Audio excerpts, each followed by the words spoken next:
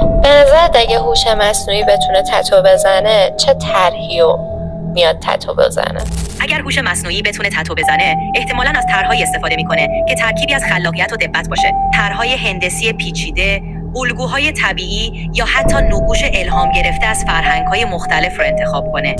آیا با هر سوزنی که وارد تنمون میشه بخشی از روحمون داره کنده میشه؟ این یک دیدگاه فلسفی و نمادین هست که بعضی افراد دارن. برخی باور دارن که هر بار که تتو زده میشه، بخشی از روح یا انرژی شخص در اون قرار میگیره. آیا روزی میرسه که هوش مصنوعی بتونه تتو بزنه؟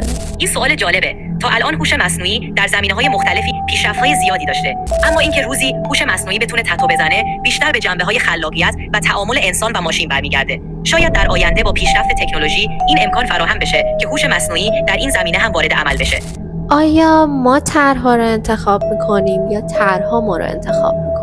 این واقعا بستگی به دیدگاه شخصی داره. بعضی‌ها معتقدن که ما طرح‌ها رو انتخاب می‌کنیم چون سلیقه و احساسات ما روی انتخابمون تاثیر میذاره، در حالی که دیگران بر این باورن که طرح‌ها خودشون ما رو انتخاب می‌کنن چون به نوعی با شخصیت یا احساسات درونی ما همخوانی پیدا می‌کنن. در نهایت هر دوی این دیدگاه‌ها میتونن درست باشن.